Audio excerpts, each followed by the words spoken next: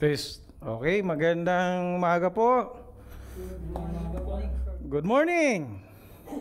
Mukhang di yata kayo nagtanghalian o nag-agahan eh. Ako, nakadali ng pansit at saka cupcake. At saka ano pa nga ba yung dala mo, Kuya Robert? Cupcake. Minsan masarap magtulog, tapos pagising mo, may makain ka na lang.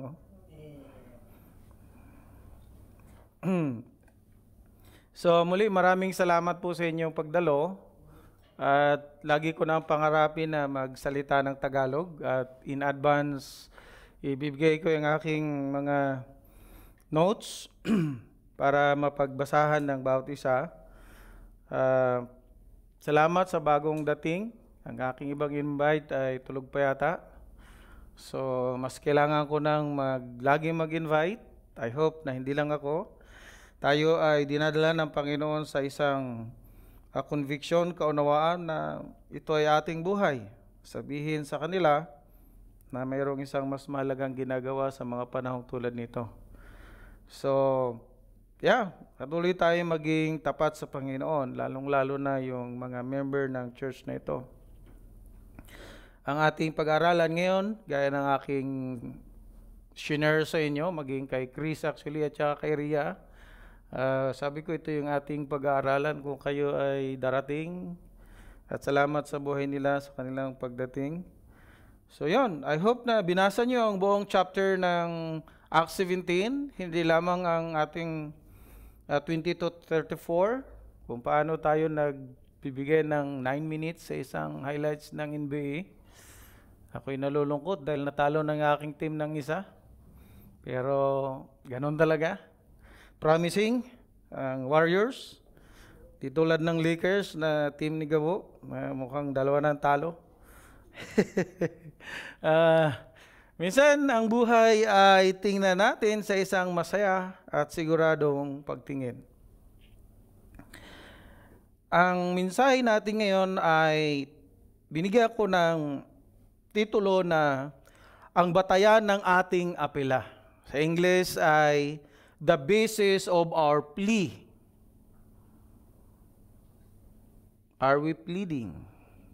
Or tayo ba ay umaapila sa mga taong alam nating hindi nila kilala ang Diyos? Yun yung maganda nating tingnan. Ang main point, kapag sinumarya natin ang Chapter 17, lalong-lalo in particular doon sa verse 22 to 34, ito ang aking naisip na main point. The biblical God is the central focus of our appeal to everyone, urging them to repent and believe in the resurrected Jesus to escape from hell. Maliwanag yun. Resurrected Jesus because there is impending judgment. So, sa Tagalog ay, ang biblikal na Diyos ang pangunahing focus ng ating apila sa lahat.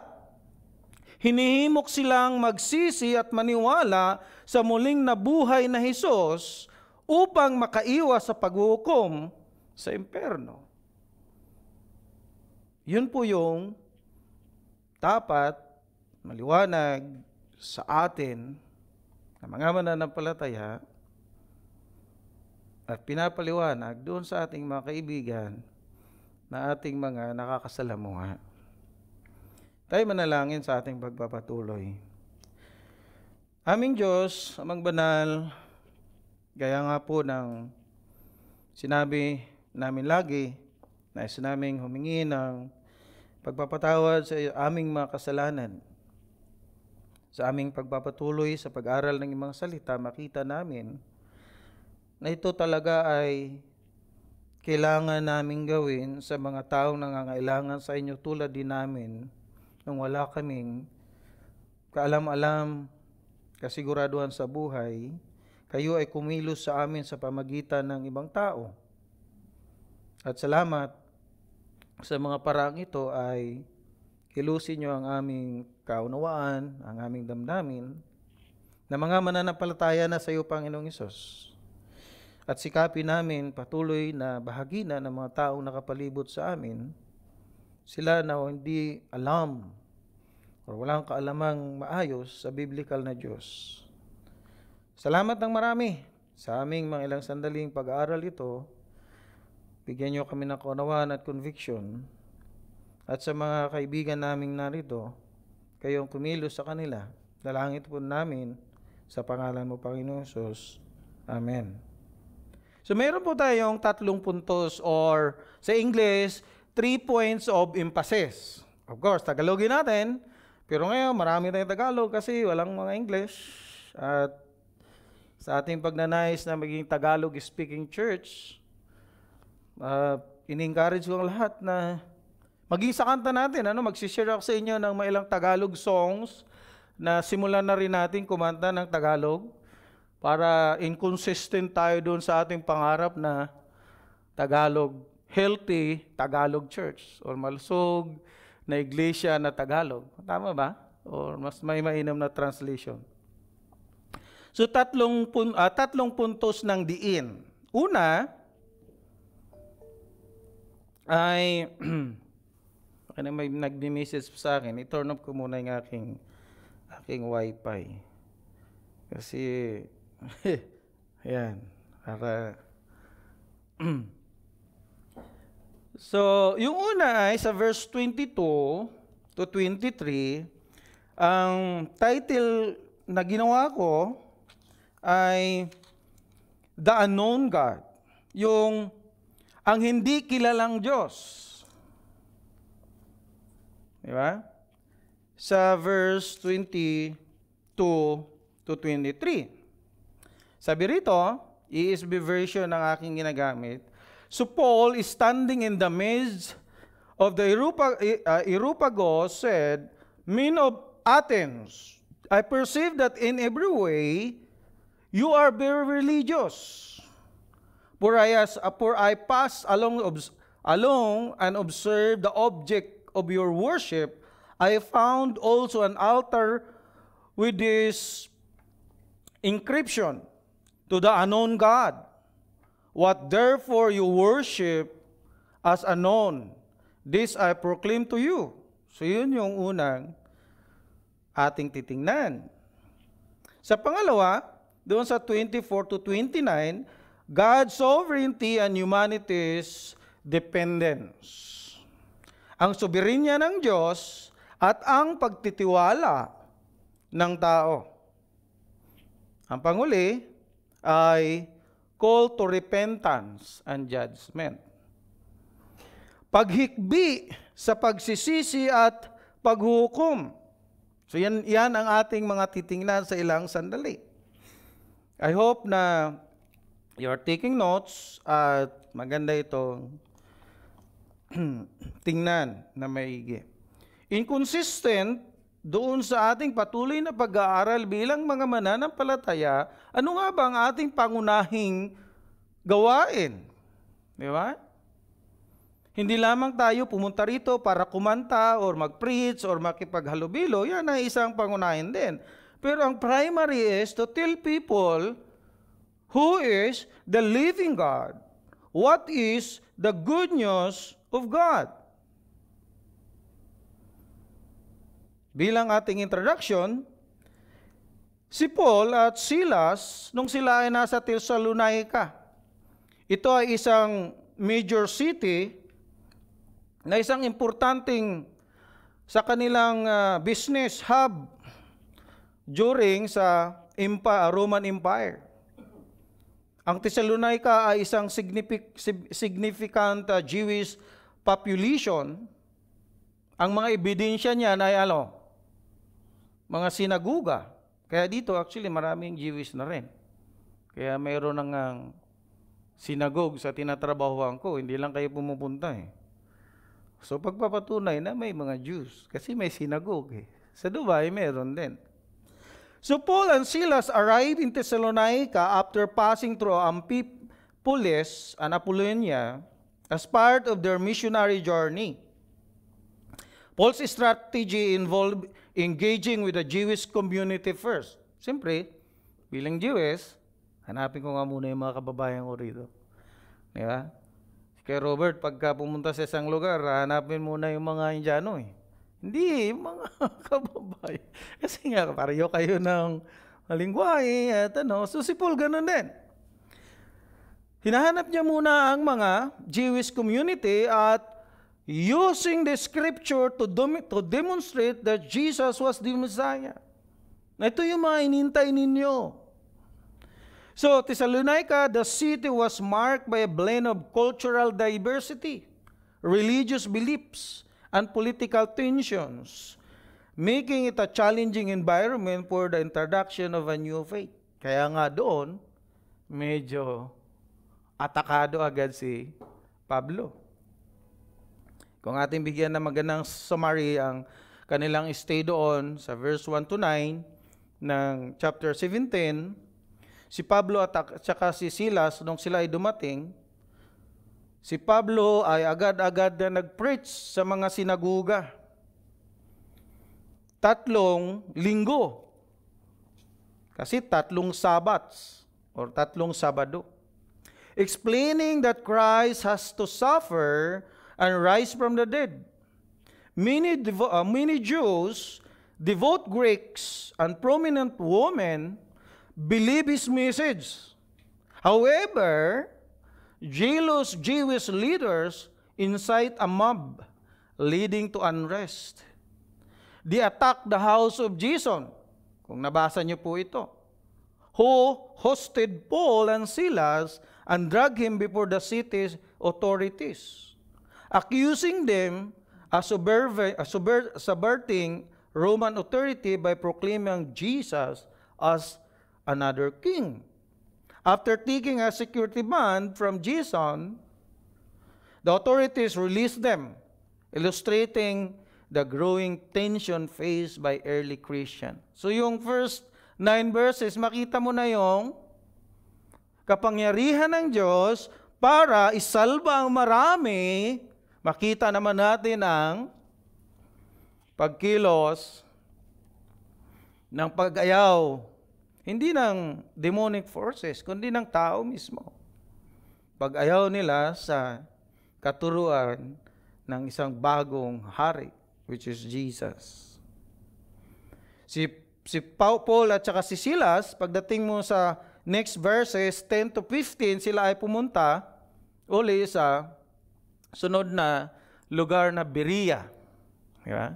So mahalaga sa ating pagtingin ang mga lugar na ito kasi totoong lugar ito. Hindi tulad ng ibang aklat na nagsasabi tungkol sa mga lugar na hindi maberipika kung saan. Only the Bible has the true and genuine verifiable places, ika nga, sapagkat totoo. Yung lugar natin Thessalonica, hanggang ngayon makikita mo yan. So, pagkatapos na nila na encounter ang opposition sa Thessalonica, si Pablo at saka si Silas, sila ay pumunta saan? Sa Berea. Isa na namang city sa Macedonia.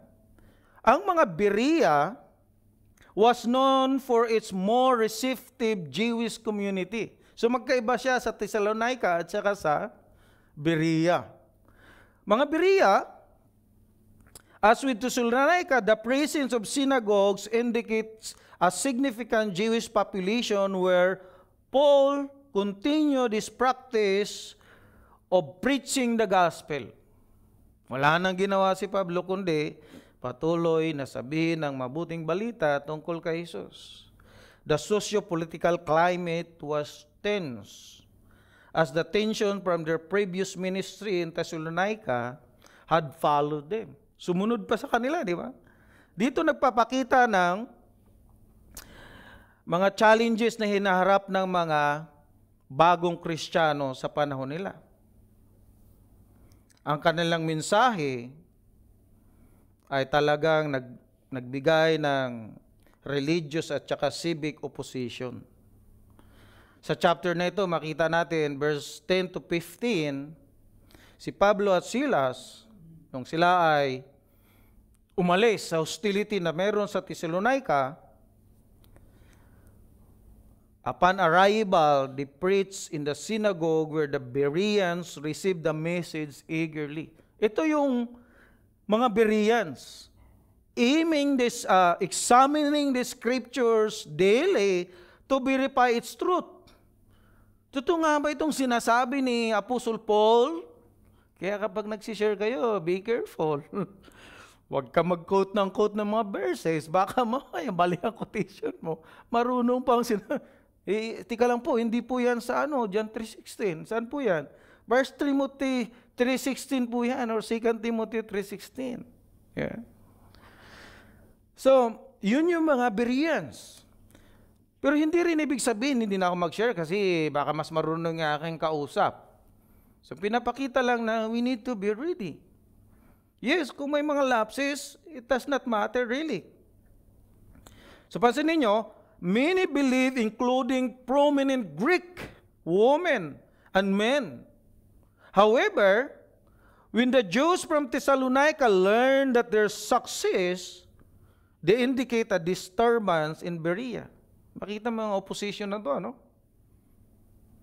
To protect Paul, the brothers sent him to the coast while Silas and Timothy remained behind. Paul was escorted to Athens. We asked for Silas and Timothy to join him as soon as possible. Bro, kita na lang siya, Tinas, talagang matindi mga tao dito. Gusto na akong patayin eh. Punta tayo sa Atenas na lang. So, Thessalonica, papunta sa Berea, and then papunta sa Athens, especially doon sa lugar na tinawag na, Isopagos? Hindi naman. Akala ko nga Isopagos eh. So, in 16 to 21, andun na si Paul sa Athens. Di ba? While waiting in Athens, Paul was disturbed. Naglumihana, nadisturbo siya dahil nakita niya ang lugar na bastante or abundance sa mga idols. Napakarami. Parang nasa Paiti, Laguna lang siguro si Pablo, or may lugar sa atin na talagang gano'n, napakarami. So, anong ginawa ni Pablo? He engaged with Jews and devout individuals in the synagogue. Kailangan ko makausap ang mga ito. At debated daily in the marketplace with anyone being encountered. Talagang matindi, Dinidebate, dinidiskusyon. Maaring ini-encourage ni Paul na mali ang ginagawa ninyo. His discussion attracted the attention of Epicurean and Stoic philosophers who dismissed him as a babbler. Itong taong to, wala to. Babbler lang, kung ano-ano lang sinasabi. Or noted he was preaching out foreign deities, especially Jesus and the resurrection. Sa kanila, nung time na yun, ano na namang klaseng turo ito? Babbler, o walang kwenta. Pero, they brought him to Areopagus. Ang lugar na ito, they are eager to learn more about his teaching. As the Athenians were always seeking new ideas and discussion. Okay. Maganda tong dalhin doon sa bandang lugar na yan, sa Areopagus. Yung mga tao doon, laging nag-discuss ng mga ideas. Diba? Sana wag naman akong dalhin doon. Si Earl, laging nag-i-invite sa akin. Magandang punta, dalhin kaya natin to doon sa, may nagdi-discussion doon. Ay, wag naman ako. Wag naman ako dyan, dalhin. Kulang pa ako, Lord, kulang pa. Si Brad Roy, nako. Ready. So si Paul, he's always ready. Remember, sabi ko sa ating exhortation last week, we need to be skillful. Hindi po pwede na. Hindi po pwedeng every Saturday lamang ako nagbabasa ng Biblia. Hindi lamang sasagot ako ng mga question kapag may nagtatanong na. I try to practice a lot. Kasi nag-iiba ang emotion ko kapag real na tanong na. Yun yung ating kailangan. Katulad ni Pablo. Isa ito sa magandang tingnan natin kung gaano na tayo lumalago. As we keep on praying, Lord, increase my faith. It can be measured how we share the gospel. 2 Corinthians chapter 10 verse 3 to 5, ito yung sinabi ni Pablo. At ginawa ko ng, kung mayroong ESV version, mayroon akong ginawang sariling translation. I hope na magustuhan nyo. Basahin nyo sa English, pero ito yung sa Tagalog. Sapagkat kahit kami ay naglalakad sa laman, hindi kami nakikipagdigma ayon sa laman. Verse 4, ang mga sandata ng aming pakikigdigma ay hindi sa laman, kundi may kapangyarihang makalangit upang gibain ang mga kuta. Ginigiba namin ang mga argumento at ang bawat mataas na opinyon na itinataas laban sa kalaman ng Diyos at dinadakip ang bawat kaisipan upang sumunod kay Kristo. Yun yung pangunahing layunin ng isang tunay na Kristiyanong katulad ni Pablo. Hindi lang ibig sabihin dahil si Pablo ay apostoles, kundi tayo mga Kristiyano, yan ang lagi nating iniisip at ninanais, pinag-iigihan, ginagawa.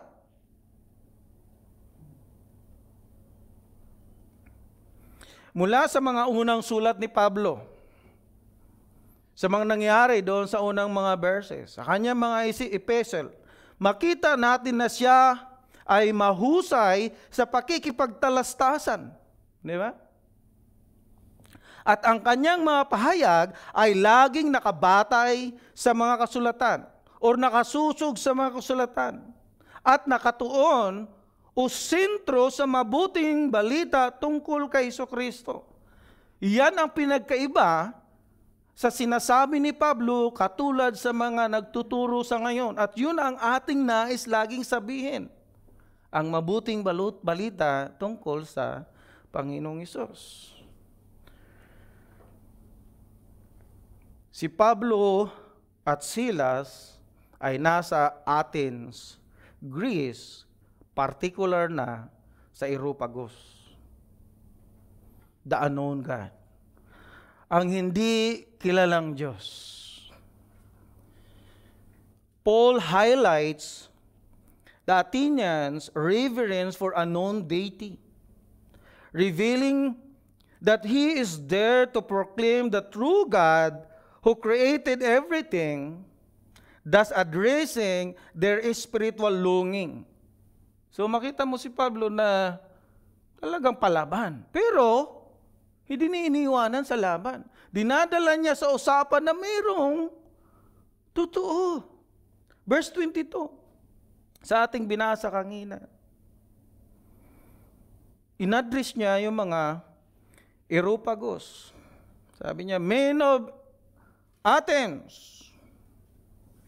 So itong Areopagus, sa panahon ni Pablo, isa ito sa mga prominenteng batuhan na nagkakaroon ng rock outcropping in Athens, Greece.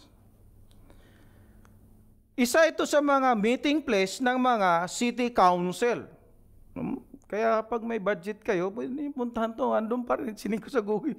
Pwede pa, Azerbaijan, punta rin kayo sa Areopagus. Para makita niyo pinuntahan ni Pablo. So ipinagmimitingan ito.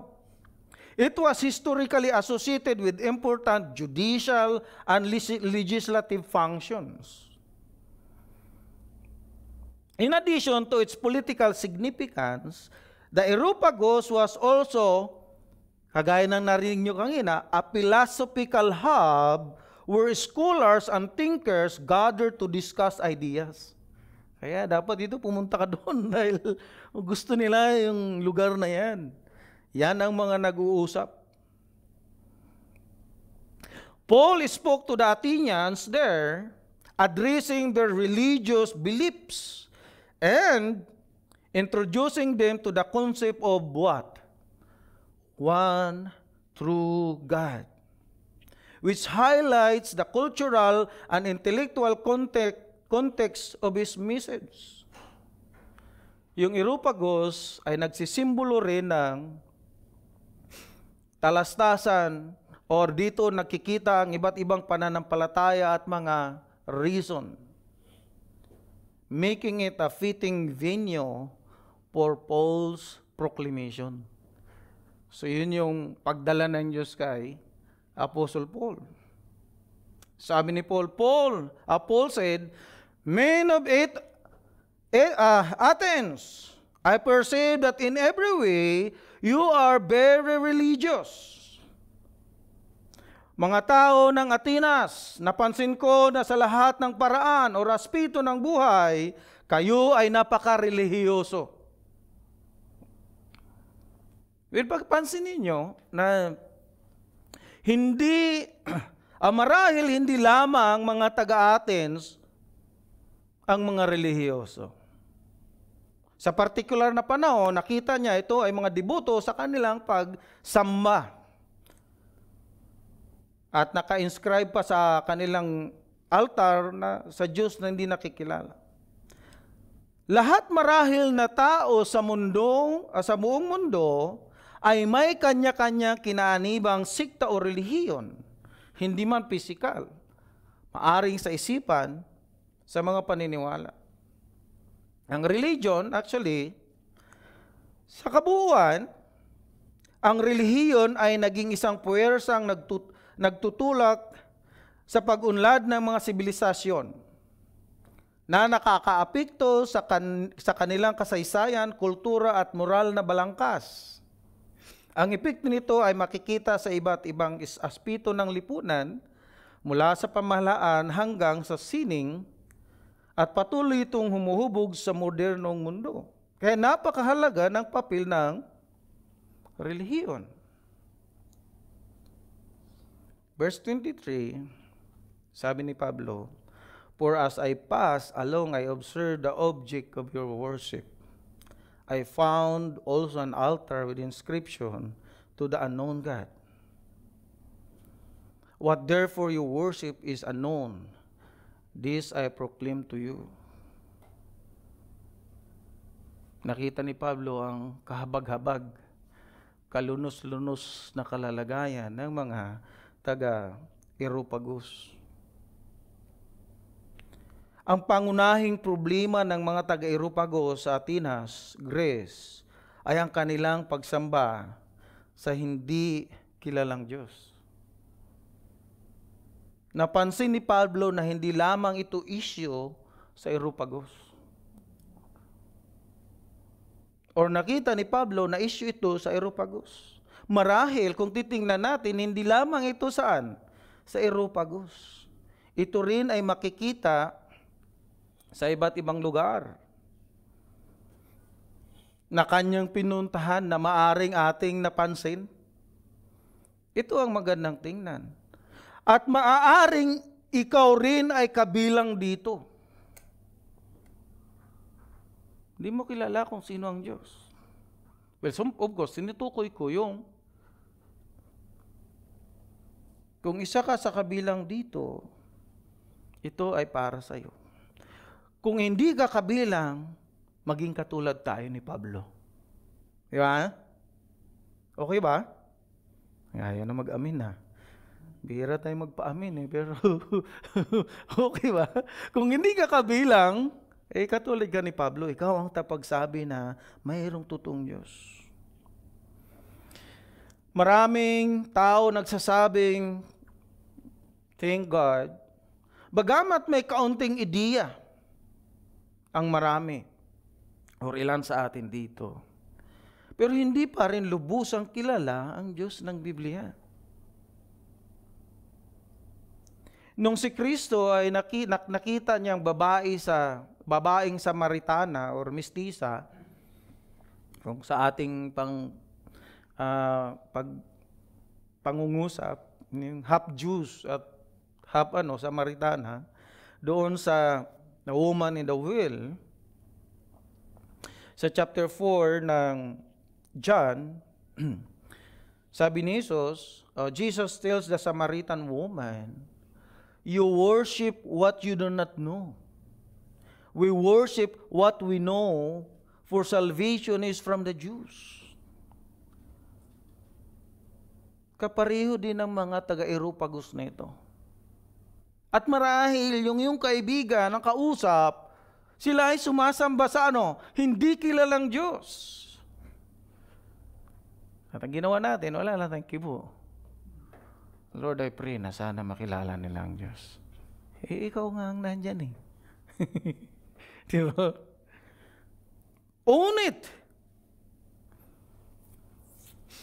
So, sa tagpong iyon, Jesus highlights the difference between the woman's worship and the worship of the Jews, indicating that while she was sincere, her understanding of God is incomplete. Marami pong ganun, di ba? Sincerong pumupunta sa church, pero hindi po ibig sabihin, okay na sila. Dahil hindi talaga nila kilala ang Diyos ng Biblia. Sincerity does not mean na magiging okay siya. The Samaritans had a limited view of God's revelation, while the Jews had a fuller understanding through their scriptures and traditions. Jesus emphasizes that true worship must be rooted in the knowledge of God and the points of the coming salvation that will be fully revealed through Him. This conversation underscores the importance of understanding the object of worship and the true nature of salvation. In that passage, Jesus said, the time is here. Bakit? Nandito na ako. Ako ang daan papunta sa Ama. At ang sabi niya pa nga, John chapter 14, di ba? Pilipi, ang nakakita sa akin ay nakakita na sa Ama. Jesus is the physical appearance, the invisible God. Mayroon pang sinabi si Pablo sa unang Korinto chapter 15 or versikulo 34. Wake up from your drunkenness stupor, as is right, and do not go on sinning, for some have knowledge of God. Have no knowledge of God. Dito sa unang Corinthians chapter 15 verse 34, Paul urges the believers to wake up from your drunken stupor, emphasizing the need of awareness and moral clarity. He calls them to stop sinning, noting that some people lack knowledge of God. They serve as a warning against complacency and ignorance, encouraging the community to seek a deeper understanding of their faith and to live righteously. So we are called always to encourage, to call, to look at what we are doing. Di ba? Maganda ito tingnan. You can know God through His revealed word in the Bible. Malalaman, makikilala mo lamang ang Diyos sa pamagitan ng Kanyang salita sa Biblia. Ang Kanyang salita na nagtuturo kay Kristo. At ang pagkakaroon ng correct or tamang relasyon sa Diyos ay sa pamamagitan ng Panginoong Hesus. Ang Panginoong Hesus ang pinaka-essential for knowing God. To the unknown God, sa atin dapat hindi na unknown. We should be encouraged to keep on knowing God through His Word And because we are in Christ, we should be knowing more and more sa Diyos ng Biblia, the triune God. Pangalawang punto, God's sovereignty and humanity's dependence. Ang soberenya ng Diyos at ang pagtitiwala ng tao. 24, nagsimula si Pablo ng ganito. Basahin natin. The God who made the world and everything in it, being Lord of heaven and earth, does not live in temples made by man. Verse 25. Nor is he served by human hands, as though he needed anything, since he himself gives to all mankind life and breath and everything. Verse 26, and he made from one man every nation of mankind to live on all the face of the earth, having determined allotted periods and boundaries of their dwelling place. They should seek God and perhaps feel their way toward Him and find Him. Yet, He is actually not far from each of us. For in Him, we live and move and have our being, as even some of our poets have said, for we are indeed His offspring. Verse 29, being then God's offspring, we ought not to think that the divine being is like gold or silver or stone, an image formed from the art and imagination of man. So dito nagsimula na si Pablo sa kanyang pagsabi sa totoo buhay na Diyos. God's sovereignty. God who made the world and everything. Sa una pa lamang bersikulo ng Biblia, sa Genesis chapter 1, verse 1 to 3, in the beginning God, Elohim, created the heavens and the earth. Di ba? Lord of heaven and earth, ibig sabihin siya ang in charge. Siya ang nag-govern. Dito rin natin makita na hindi dapat paniwalaan ang Darwin theory na tayo ay nanggaling sa Big Bang. Di ba? Naniniwala ba kayo noon? Na nagkaroon lang na maraming gaseous at ang mga gas na ito nag-ipon-ipon. At nung nag-ipon na, nagkaroon ng Big Bang. Sino kayang nag-pull ng trigger? Nagsariling sikap? No. There is someone, God who made the world and everything. Lord of heaven and earth. Maging ang mga scientifico ngayon, nananampalataya man sila sa Diyos o hindi, nakikita nila ang intelligence design. Mayroon talagang someone. Pag nadidiscover nila ang DNA sa kanilang mga research, mayroon talagang intelligence behind their discoveries. Ang iba, ayaw lang aminin na mayroon talagang Diyos. Dito pinapakita ni Paul na ang inyo ay mga Diyos-Diyusan. Ang sinasabi niyang Diyos ay hindi nananahan sa mga templo. Ang Diyos na sinasabi niya ay hindi gawa-gawa ng tao. Nor he served by human hands as he needed anything. He himself gives all mankind life and breath and everything. Yung tinatawag na common grace of God. Na kahit anong lahi ka man, pinubuhay ka ng Diyos. So Paul is referring to that. Sabi niya, men of Athens. Ito ang Diyos na aking pinapahayag sa inyo. Sa verse 26, maganda ito nating tingnan. Sa isang komprehensibong pagtingin, or tingnan natin, expound natin ng konti. And he made from one man every nation of mankind to live on all face of the earth, having determined allotted periods and the boundaries of their dwelling place. Sa pasahe na yan, makita natin na mayroong tinatawag na creation and unity of humanity. Mayroon talagang Diyos na gumawa ng sangkatauhan at ang sangkatauhan ay isang pinagmulan. Hindi galing kay King Kong. Kung naniniwala ka, huwag ka na maniwala, mali yun. Kahit masaya ka, hindi nasasiyahan ng Diyos.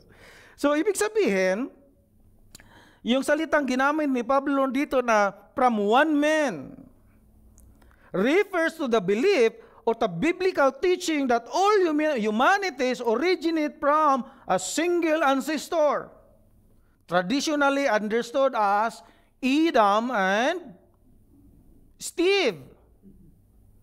Tama ba? Eve. Yan, mabuti lang may gising pa. Galing kay Adan at saka kay Eva. Siguro magandang Tagalogin. Hindi galing kay Adan at saka kay Steve na nangyayari na ngayon. Kaya, in a simple text, very clear na dapat ito sa atin. This underscore the unity of human race, implying that despite diversity of nation and culture, all people share a common heritage. This concept promotes the idea of equality among all nations, as they are all created by God. Diba? Na makita natin dito sa verse 26, yung excuse me, divine sovereignty ng Diyos. The statement na sinabi na God made and determined, nagpapakita ito or nag-emphasize ito ng kanyang active role. Na ang Diyos ay active sa shaping or sa paghubog ng human history. God is portrayed not a distant observer, but as the sovereign ruler who establishes nations, their times, and their boundaries. This reflects the belief or the biblical teaching that God is intimately involved in the affairs of humanity, guiding the course of history according to His divine plan. Ewan kung nag-aaral kayo minsan ng mga geography, bakit ba naging ganyan ang boundary ng Pilipinas, ang boundary ng Amerika? Sa tingin nyo, gusto lamang ito ng mga Amerikano at mga Canadian? No, there is someone really involved in that. Di ba? Now dito, sa verse 26, may binanggit pa si Pablo na, so, having determined allotted periods. Di ba? Allotted periods. Yung allotted period suggests or emphasize that God has established as specific times for the rise and fall of nations and civilization. Una, nagkalain natin, hindi na mag-fall ang Roman Empire. Collapse. Ang pinakamalaking empire sa alam ninyo ano? Roman, ano pa? Hindi, after Roman. Ang Roman, sakop niya lang hanggang,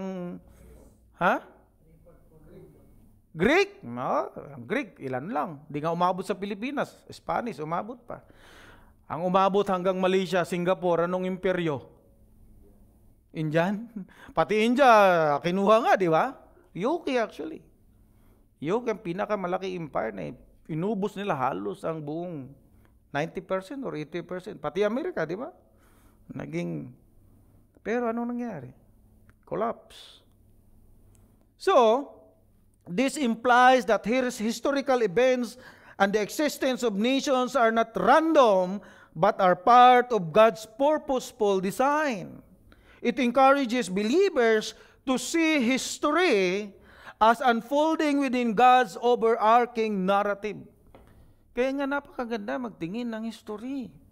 I start loving history. Mas bibilis ko naintindihan mga bagay-bagay kapag nakikita ko mga history. Ang iba, lalo na October, November na pala, They look for the history of Reformation. I hope you think about this. Paano sila nakipaglaban katulad ni Paul? Dito may sinabi din si Paul na boundaries of dwelling places. Di ba? The boundaries of their dwelling place refers to the geographical territories assigned to different nations. Ewan ko, si Kuya Al, pinili bang maging Pilipino? Hindi siguro. Ngayon gusto nang maging Australiano. Okay lang, Kuya Al, basta... Ay, Indian. Alam ko, Australiano o tagi-Indiano. Marami kang makikitang Indiano doon sa Australia. Di ba? Okay? This could be understood as reflection of God's authority over the physical realm and the nations, places within it. It also highlights the idea that God has a plan for its nation, as their locations and their borders are part of His design. Makita natin ang theological implication dito sa sinasabi ni Paul, in particular verse 26. This verse challenges the Athenians' understanding of their own identity and worship practices. Ano ang challenge ni Paul? By stating that God is creator of all nations. Paul is redirecting their attention from many idols to the one true God who has established humanity's order. It serves as a call for all people, regardless of their background, to seek and find this God.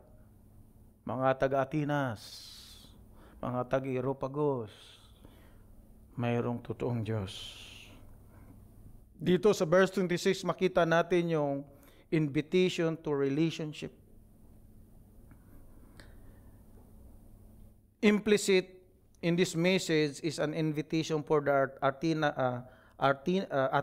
Athenians to recognize their need of God. Given that God has established nations and their times, He is ultimately the source of purpose and meaning of their lives. Siya lamang ang ultimate source ng purpose and meaning of their lives. Ganon din sa'yo, sa atin. Ano ba talagang purpose ng buhay? Pag walang Diyos, walang purpose yan. This aligns that Paul's broader message in this chapter 17, where he calls people to repentance and a relationship with the living God. Specific sa verse 26 highlights the unity of humanity under God's sovereign plan, emphasizes His active role in creation and history. It serves as a powerful reminder of our shared origins and the divine purpose that governs our existence. Encouraging all people to seek a relationship with the Creator who knows them individually and collectively. Sa personal na aspeto, ganun din dapat ang ating laging plea, laging summon. Ang sumarya ng verse 27 to 29, Paul explained that God desires people to seek Him and find Him. Emphasizes that He is not a distant from anyone. He quotes a saying to illustrate that in God we find our existence and for purpose, highlighting our identity as His offspring. Paul warns against viewing God as an idol made of gold and silver or a stone, arguing the Athenians to recognize that divine cannot be reduced to human creations. This passage calls for a deeper understanding of God's nature of our relationship with Him. Please take note na ginamit po lang salitang offspring. We are God's offspring. Paul uses this as we are the created offspring of God in creation. Hindi pa po ito in salvation. Dito makita natin ang isang malinaw na dapat isa ito sa ating ginagawa bilang mga nakakakilala sa Diyos ng Biblia. Katulad ni Apostle Paul, mayroon tayong maliwanag na mensahe sa kanila. Hindi na ako lalayo, kagabi sa aking pag-upo doon sa kusina, nakausap ko si Lucille. Katulad ng natural na mga pag-uusap, kwentuhan na kung ano ang talambuhay lamang ng natural na tao. Narinig ko siya nagsasalita at kumakanta. Sabi ko, lakasan mo naman kasi ang ganda ng kanta mo. Yung famous sa Pilipino kanta na yung iaalay ko. Gano'n. Sumula doon, nagsimula ako, lakasan mo naman para marinig ko. Nilasan niya na konti, sabi niya, kuya, nahiya naman, hindi magandang boses. Pero mula doon, nagsimula kami sa kwentuhan. Maganda yung kanta mo na yan. Pero kilala mo ba talaga ang Diyos? Kilala mo ba talaga ang Ama na nasa kantang yan? Nagsimula na siya, kuya, kasi ano yan eh, nasa tao lang yan eh. Ako, well, pwede, pero hindi pwede. Binibiro ko na lang kasi nagsimula ka na nag-usap. Umupo siya ng sandali at sabi ko, ano ba ang kasiguraduhan mo sa buhay? Nakilala mo ang Diyos. Paano nga ba pagkatapos nito? So doon na nagsimula, nagkinig siya ng konti. Dahil nasa tema ang aking meditation sa pagkilala sa totoong Diyos, dinala ko ang kanyang atensyon na ang totoong Diyos ay mapagmahal, mapagpatawad. Ngunit siguradong nagpaparusa sa kasalanan. Ang problema mo, ang problema ko, pareho tayong makasalanan. Di, lagi ka lang mag-repent. Well, alam mo, ang sinasabi mo yan, lagi lang magsisi or mag-repent, actually, nagiging repeat lang yan. Kailangan talaga natin, kailangan mo makilala kung sino si Kristo. Siya ang perpektong sumunod sa lahat ng mandato ng batas. Ng kanyang kamatayan ay para sa kasalanan ng lahat. Epektibo sa lahat ng klase o epesyente sa lahat ng klase ng kasalanan. Kaya muli niyang pagkabuhay, tinanggap na ito lamang ang solusyon sa kasalanan ng tao. At sabi niya, sige kuya, next time pagka free ako, sama ako sa iyo. Kasi kung saan-saan din ako umaatin, sabi ko, well, you're welcome. And I start praying for this lady. Kasi alam ko na he worship. So, hindi niya kilalang Diyos. Alam ko na nabubuhay siya para sa sarili niya lang. Call to repentance and judgment. Yan ang kailangan natin, verse 30 to 34, point number 3.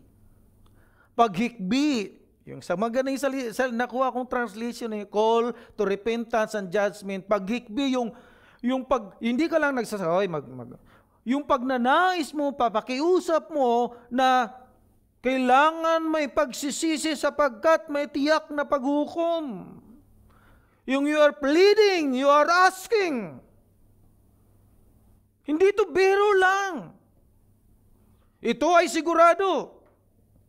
Verse 30 to 34 we can read. Sabi rito,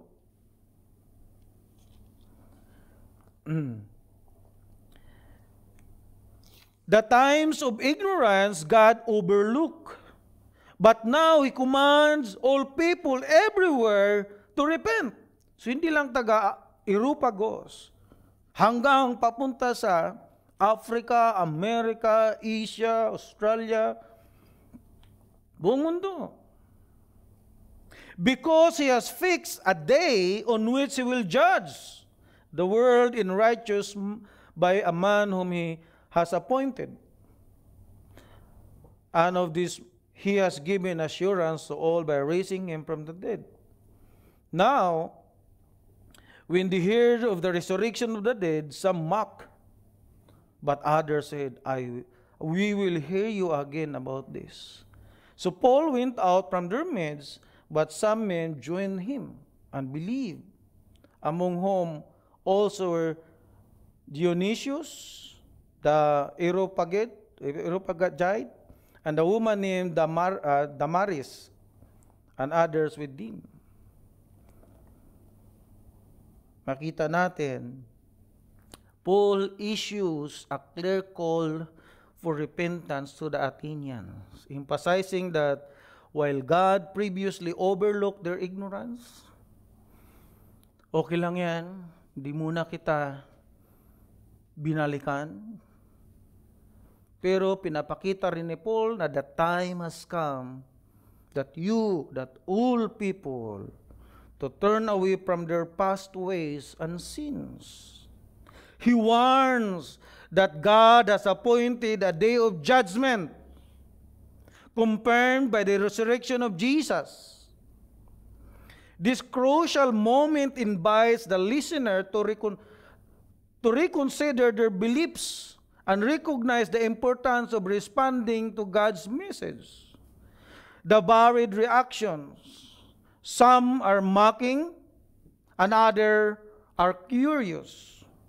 Highlight the challenges of proclaiming the gospel.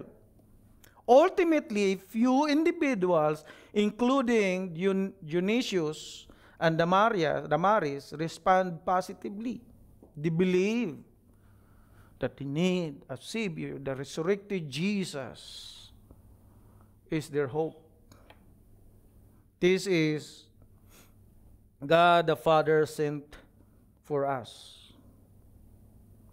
Naniwala itong mga taong ito. Illustrating that the call to repentance can lead to faith in Christ and transformation. This passage powerfully conveys the urgency of repentance, the central role of the resurrection in the Christian's message. What about you? Think about this. Ikaw, did you repent? Or still just worshiping the unknown God? Pahala na. Walang nakakalam niyan. Yeah. This is for those still looking around. Merong pangangailangan para sa pagsisisi. God commands. Inutusan ng Diyos ang lahat na magsisi. Itinuturo nito ang universal na tawag na umiwas sa nakaraang ignoransya at kasalanan. Ang pagbibigay diin na ang pagsisisi ay isang kinakailangang hakbang patungo sa relasyon sa Diyos. Ay makakatulong sa mga di mananampalataya na manawaan ang kahalagaan ng pagkilala sa kanilang pangangailangan para sa pagbabago. So, mayroong kailangan. Pangalawa, makita natin ang katiyakan ng paghatol. Si Jesus ngayon is just a friend. Jesus is happy if I'm happy. No! God will let me whatever I want. Hindi ganon. Di ba? Kinukot pa nga natin. God loves you unconditionally. That's wrong. God loves you conditionally. He asks you to repent. He loves you, yes. He loves us, sinners, but He calls us to repent of our sins. Mayroong tinatawag na pagsisisi na kailangan mo makita na ikaw ay makasalanan sapagkat mayroong katiyakan ng paghahatol. Nakatakda ang Diyos sa isang araw ng paghahatol sa pamamagitan ni Jesus. Ito ay nagsisilbing paalala na may mga walang hanggang kahinatnan ang ating mga pagpili. Sa pamamagitan ng pagpapahayag na ang lahat ay mananagot para sa kanilang mga gawain, makikilala ng mga di mananampalataya ang seryosong kalagayan ng kanilang espiritu at ang pagka-ignorante, ang pagka-urgente, mali yata yung translation ko, sorry. Ang kanilang espiritu, ang pinaka-urgent na tumugon sa tawag ng Diyos. Pangatlo, makita natin ang kahalagahan ng muling pagkabuhay. May panawagan ng pagsisisi sapagkat may itinakda ang Diyos na paghahatol. Either kung dumating ngayon ang Panginoong Hesus or either kung kukunin na tayo. Well, actually, marahil sa atin mayroong life insurance. Wala rin yun. Makikinabang yun, anak mo lang. Kung may anak ka, kung wala, paano kung nauna pa siya? Hindi natin alam. Pero the most insurance is, you need to repent, at mananampalataya sa muling nabuhay o pagkabuhay ng Panginoong Hesus. Ang muling pagkabuhay ni Kristo ay nagbibigay katiyakan sa atin ng kanyang kapangyarihan at ang pangako ng buhay na walang hanggan. Ang katotohanan ito ay sentro ng pananampalatayang Kristiyano at nag-aalok ng pag-asa sa mga naghahanap ng kahulugan ng buhay. Sa pamamagitan ng pagbabahagi ang mapagpabagong kapangyarihan ng muling pagkabuhay, makikita ng mga di mananampalataya na ang pananampalataya kay Jesus ay hindi lamang tungkol sa mga alintuntunin, kundi tungkol sa isang relasyon na nagbabago ng buhay, sapagkat ito ang nagbigay ng kasiguraduhan sa walang hanggang buhay. Ang mga puntong ito ay nagsisilbing nakakahimok na paanyaya para sa di mananampalataya, na isaalang-alang ang mensahe ng Ebanghelyo at ang pag-asa na magtatagpuan kay Kristo. So makita natin ang kabuuan ng chapter ng verses 30 to 34, binibigyan diin ni Pablo ang mga puntong ito, ang kahalagahan ng pagkilala sa ating pangangailangan para sa pagsisisi, pag-unawa sa mga implikasyon ng paghatol at pagtugon sa tawag na may pananampalataya. Ang mensahe ng verses chapter 17, 30 to 34 ay nagsisilbing makapangyarihang paalala ng Diyos, ay nagnanais ng relasyon sa atin. Nagtutulak sa atin na lumapit sa Kanya at yakapin ang pag-asa na inaalok sa pamagitan ni Kristo. Kung ikaw ito, tingnan mo ito ng maigi. Sa mga mananampalataya, tulad ko at tulad mo, ano na ba ang ginagawa natin? Paano na ba tayo nagbibigay ng mga inventaryo sa ating mga pagtahak bilang mananampalataya sa aspeto ng pagbigay ng warning sa mga taong nakapalibot sa atin? Una, ito yung magandang practical na aplikasyon natin. Bigyang prioridad ang personal na pagsisi. Dapat suriin ng mga mananampalataya ang kanilang buhay ng regular para sa mga aspeto na nangangailangan ng pagsisisi. Kasama dito ang pagkilala sa mga kasalanan at pagkukulang, paghahanap ng kapatawaran mula sa Diyos, at paggawa ng mga sadyang pagbabago. Yung salitang paggawa ng mga sadyang pagbabago upang umayon sa Kanyang kalooban. Ang pagtatag ng regular na pagbabasa ng Biblia, pag-aaral nito, pananalangin, At pag nilay-nilay ay makakatulong upang hubugin ang puso ng pagsisisi. Nawa, hindi lamang ito natin ginagawa kapag ang service leader na tayo lumapit at tayo ay humingi ng pagpapatawad. Dapat may regular. Dapat tingnan natin ito. Pangalawa, maganda nating tingnan sa practical na aplikasyon sa ating mga napakinggan. Makipag-usap sa mga makabuluhang usapin o usapan tungkol sa mabuting balita at pananampalataya. Well, maganda ito. Lagi kang kausap. Di ba?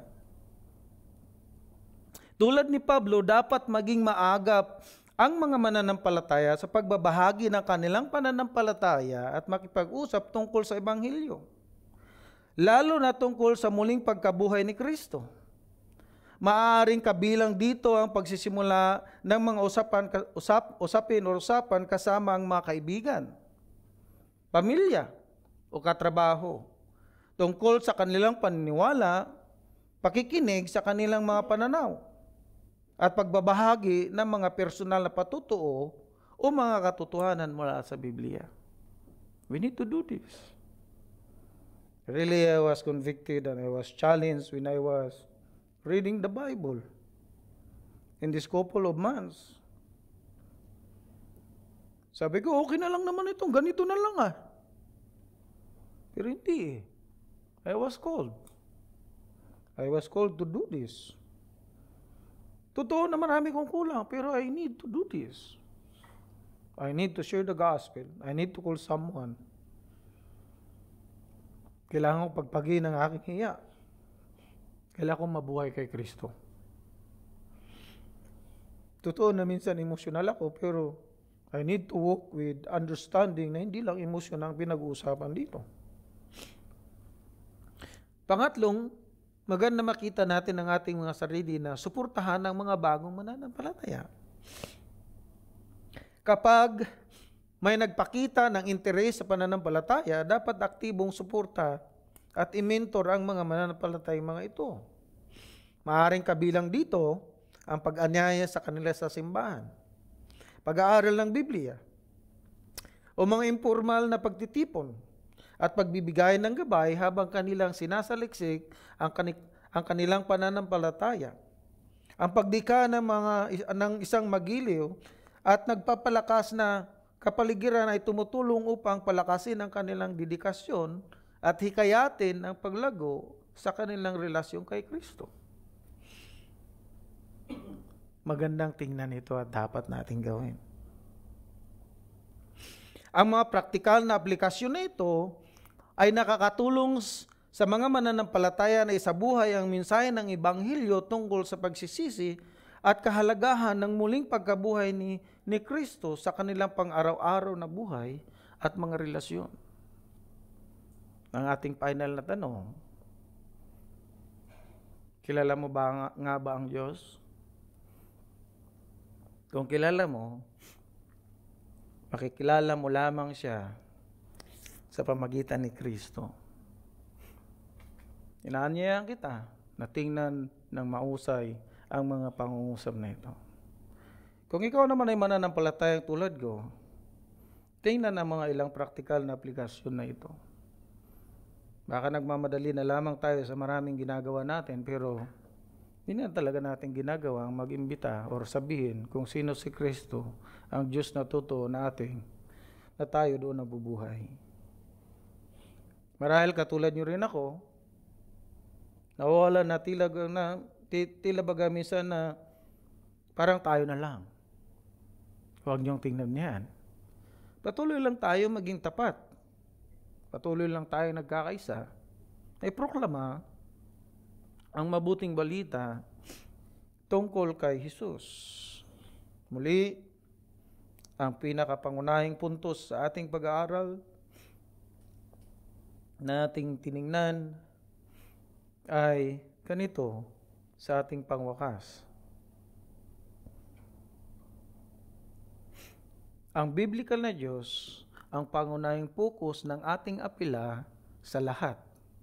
Hinihimok silang magsisi at maniwala sa muling nabuhay na Hesus upang makaiwas sa paghuhukom sa impyerno. Tayo manalangin. Aming Diyos, marami pong salamat na bagamat kami ay hindi nakakilala sa inyo, kayo ang tumawag sa amin mula sa kadiliman papunta sa kaliwanagan at nilagay nyo kami sa kapangyarihan ng iyong bugtong na anak, ang Panginoong Hesus. At mula dito, may totoong pagsisisi sa aming makasalanan. Kami ay tuluyang nanampalataya ng buhay ay walang kwenta at walang kasiguraduhan kung wala ito sa iyo, Panginoong Hesus. Habang kami lumalakad sa iyo at sa iyong mga salita, nakikita namin ang patuloy naming mga kamalian, ngunit patuloy ng iyong pagbabago sa amin sa kapangyarihan ng iyong Santong Espiritu. Tulungan niyo nga po kami maging katulad ni Apostol Paul na laging handa, nagiging mahusay sa mga kaalamang Biblia sapagkat ito ay kapangyarihan. Nagiging mahusay sa kaalaman tungkol sa mabuting balita tungkol sa iyo, Panginoong Hesus. Ang iyong buhay na perpekto, ang iyong kamatayan sa krus ng Kalbaryo, na muli sa pagkamatay kayo muling nabuhay, na ngayon nasa langit nakaupo para kami ay panalangin at muling babalik para sa paghukom ng mga hindi mananampalataya. Nais kong panalangin ang aming mga kaibigan na narito, na sila man ay kausapin ninyo, ang totoong Diyos ay nagkatawang tao sa pamagitan ng Panginoong Hesus. At ang totoong relasyon sa Diyos ay sa pamagitan lamang ninyo, Panginoong Hesus.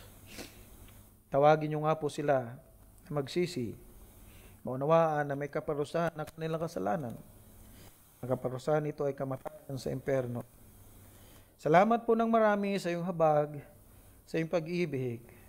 Salamat po na pinakita niyo sa amin ang kasalanan ay kasuklam-suklam sa inyong harapan. At ngayon ang kabanalan ay makukuha lamang mula sa inyo, Panginoong Hesus. Dalangin namin to sa pangalan mo. Amen.